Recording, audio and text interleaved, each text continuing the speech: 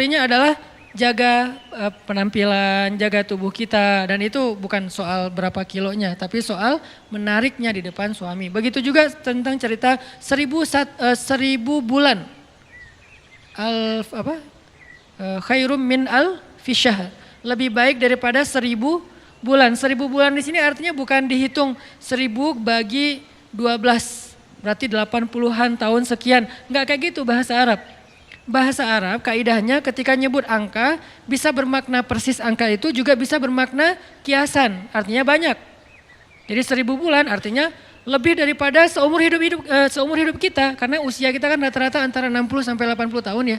Berarti khairum min alfi syahr, lebih baik daripada 1000 bulan, artinya lebih baik daripada kita beribadah seumur hidup kita. Itu maksud dari istilah-istilah angka di Al-Quran, di hadis, dalam budaya bahasa Arab. Jadi kita tahu dulu culture dari budaya itu. Kayak Nabi mengatakan misalnya lebih baik daripada beribadah di Masjid Nabawi 60 tahun. Jangan dihitung 60 tahun persis, sekian bulan, sekian hari, bukan. Artinya seumur hidup kita tinggal di Masjid Nabawi itu masih kalah pahalanya dengan kalau kita berdakwah di jalan Allah Subhanahu wa taala. Artinya pahala dakwah itu luar biasa. 1 jam saja berdakwah lebih utama daripada beritikaf di Masjid Nabawi di Raudhah selama 60 tahun. 1 jam saja berdakwah. Kenapa? Karena 1 jam berdakwah itu ketika yang dengarnya sekian ribu orang, lalu mereka hijrah, sadar, beramal soleh, maka semua pahala amal soleh mereka itu ditransfer untuk orang yang mendakwahi mereka. 1 orang kah Ustaz? Tergantung. Kalau yang berdakwah itu cuma sendiri berarti cuma dapat 1 orang. Tapi kalau dakwahnya adalah sebuah jamaah, organisasi, berarti semua dapat yang sama. Sebutlah misalnya kayak di Bandung, kalau saya pribadi ada pemuda hijrah. Apakah pemuda hijrah itu hanya Ustaz Hanan? Enggak. Pemuda hijrah itu ada Buni dengan teman-teman di dalam, ada yang MC-nya, ada operatornya, ada admin untuk sosial medianya, ada bagian kreatifnya, ada segala macam IO-nya. Semua yang terlibat dalam dakwah pemuda hijrah. Lalu orang kemudian mendengar dakwah pemuda hijrah itu sekian juta orang, mereka semuanya mendapatkan pahala yang sama persis, bukan dibagi rata. Tidak dibagi rata, dikasih sama masing-masing. Misalnya 1 juta orang jadi berzikir, sebutlah misalnya zikirnya subhanallahi wa bihamdi, subhanallahil azim. Gitu kan zikirnya. Siapa yang membaca 1 kali zikir ini, subhanallahi wa bihamdi, subhanallahil azim, maka Allah beratkan timbangannya nanti di akhirat, gitu kan ya. Allah beratkan timbangannya di akhirat. Terus Allah nge-like banget, karena itu kalimat yang Allah paling nge-like. Di antara sekian banyak caption yang pasti di-like sama Allah itu subhanallahi wa bihamdi, subhanallahil azim. Saya sampaikan nih lewat sebuah crowd event. Didengar oleh teman-teman yang hadir, didengar oleh teman-teman lewat viewer streamingnya, kemudian ditayangin di YouTube, dilihat oleh para viewer yang di YouTube. Sekian juta, sebutlah 1 juta orang yang mendengar nasihat ini. Dan ini sederhana untuk diamalkan. Lalu 1 juta orang ini mengamalkan subhanallahi wa bihamdi, subhanallahil azim. Sekali aja seumur hidup, nggak usah sering, sekali aja. 1 juta orang, berarti setiap panitia yang terlibat dalam dakwah ini masing-masing mendapatkan 1 juta kali subhanallahi wa bihamdi, subhanallahil azim. Bukan 1 juta bagi sekian panitia, bukan. Masing-masing 1 panitia dapat 1 juta. Kayak gitu cara matematika pahala di sisi Allah.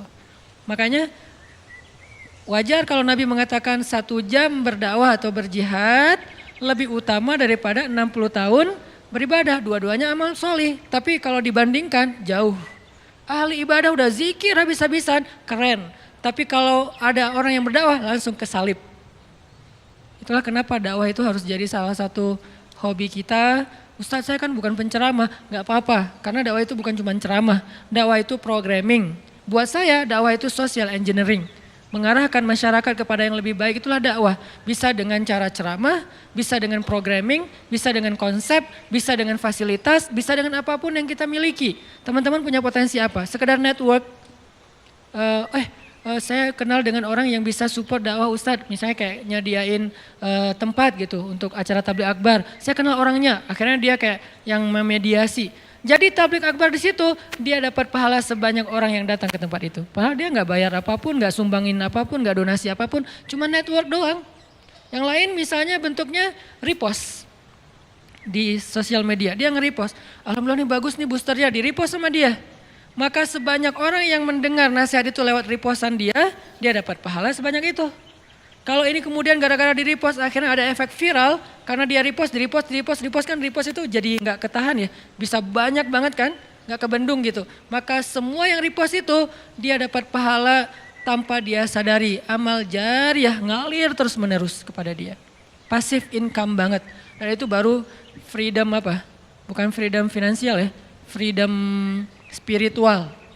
Kenapa freedom spiritual? Dia nggak beramal, tapi pahalanya ngalir kan gitu kan ya. Salah satu tujuan yang paling puncak dari orang mencari uang itu buat supaya dia bisa jalan, bisa main, bisa traveling, bisa ngapa-ngapain, tapi uangnya ngalir terus kan, itu udah berarti udah freedom ya, udah berhasil, udah kayak bebas gitu, udah merdeka.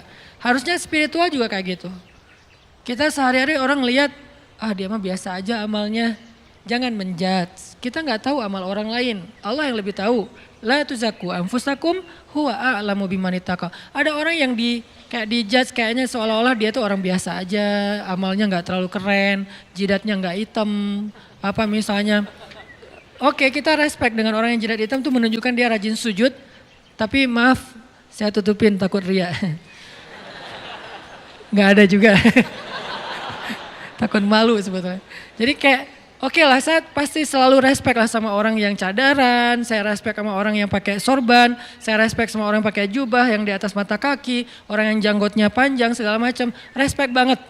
Tapi jangan sampai kita menjadikan itu sebagai standar baku seolah-olah kalau nggak kayak gitu berarti udah nggak masuk surga. Karena bisa jadi orang nggak terkenal sama sekali, tapi dia kerjaannya ngapain? Repostin ceramah aja, ceramah Ustaz Abdul Somad di repost. Ceramah saya di repost, Ustadz Felix, Ustadz Umar Mita, siapapun, Ustadz Ali Dayat, di repost, dia kayak beramal soleh itu lewat itu. Atau dia bikin kayak apps gitu atau apalah untuk ngebantu dakwah para ustadz. Pokoknya dia pengen dakwah ini berkembang, saya ustadz gak bisa ceramah tapi bisa membuat ceramah ustadz itu viral. Biar beri saya kesempatan, akhirnya dia bikin. Akhirnya banyak sekali pahala dari yang dia dapatin, ini namanya dakwah. Balik lagi kepada pembicaraan tadi, angka dalam bahasa Arab tidak selalu persis maknanya angka kayak gitu. Tapi juga bermakna banyak, bermakna lebih, dan seterusnya. Nah Musa ketika usianya sekitar 20 atau 30 tahun, tapi saya lebih condong dengan pendapat ulama yang mengatakan 20 tahun. Karena nanti dia masih ada masa melamar seorang cewek dan bekerja selama 10 tahun, jadi usia 30 tahun, kemudian Musa menikah. Maka Allah berikan kepada dia hukman wa ilma. Apa bedanya hikmah dengan ilmu? Kalau ilmu itu adalah, kalau dalam bahasa ayat ini ilmu itu adalah wawasan, pemahaman, ilmu pengetahuan. Kalau hukman, kebijaksanaan. Orang yang Allah berikan nubuwah biasanya diberikan hukma wa ilma. Sama kayak Nabi Yahya, wa atainahul hukma sabiyya. Kami berikan dia kebijaksanaan. Jadi usia 20 tahun Nabi Musa itu udah bijaksana.